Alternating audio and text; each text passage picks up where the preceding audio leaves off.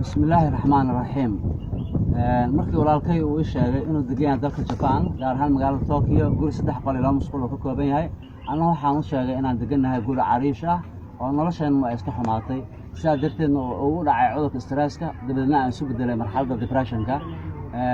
markaas kadibna aan isu bedelay dilaa sare oo aan iska bilaabay dhaca hantida dadka Soomaalida ah inaan bilaabay dilkooda fiiqashada guryaha lacista baabuurta kufsiga hablaha waxaa soo dhan inuu keen cudurka stresska waxaan u sheegay kadib markay guriga labada guri oo naga iibsaday in dhibkaas oo ila soo gudboonaaday kadibna rag badan oo inay yimaadeen oo dawladda ay ka gabiyaan oo ay kamid ahaayeen ragga yiri dil dhaafay baa dhacay sidii la isu dili jiray la isu dilaayay dalka si daran baa yimid mid wax soo dilay mid waxba dili karin dil qabiil daraadis in loo dilaa timid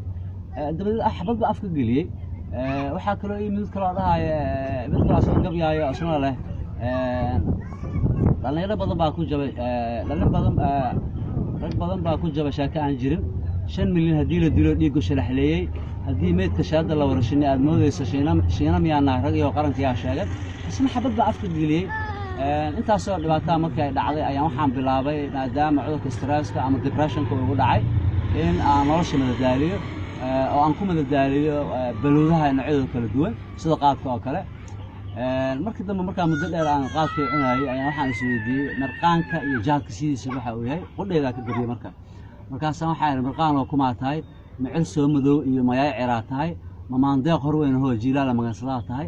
manhaj waxbarasho iyo dugsi muqaddas tahay maskaxdan ka daalay waa kugu murgooday isu kay macnaheeyo moonadaada ii sheeg markaas qaadka wuxuu ugu yeeray midabkaygu waa doog marka qaar dhiig baan ahay maarin lagu ilwaadsadii mid xamariye baan ahay miftaax dinadii misbaax faysa baan ahay malabda ayiyo subag meeda baan ahay dambar lamaasha baan ahay nafta waxay muuhato saqay marxabaysiiyaan ahay badnaceeyaan ahay jeegaan midabyo badan oo macno weyn xambaarsan dadku milixsaan ahay markaas waxaan ku yiri magan ala mirqaano dad xukuumoodiyo sida aad u muuqato adii macnaysay adoon god cirba gooyay ii galin sifahaaga ii mari ma miskiin saacidaa tahay mise mooraduug iyo mid la ersada tahay majiirooyinka qaladiga balmajaraha ii sheeg magaal baa tahay qalalaay milic baa tahay dhacaysa su'aal saas oo dheer aan weydiiyay waxa uu yiri ma facleeday baan ahay mirihii cadaabtii maskooda soo baxdaan ahay min dacaarad dheer liyo hotelkeed mudaan ahay meel habaas ka karaayo aan film ceen badaan ahay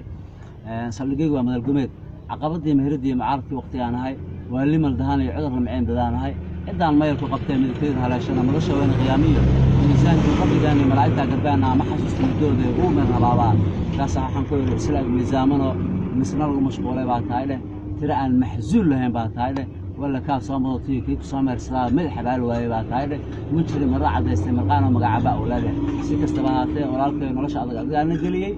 adiga dhibkaan oo noo geystay saa diraadeen waxaan go'aansaday iska dhaaf wax dambe lagu soo eebiyay meel alaala meeshan ku arkin aan kugu dilo oo billaah tawfiiq walaalka Abuukar Salaad diiday Fareed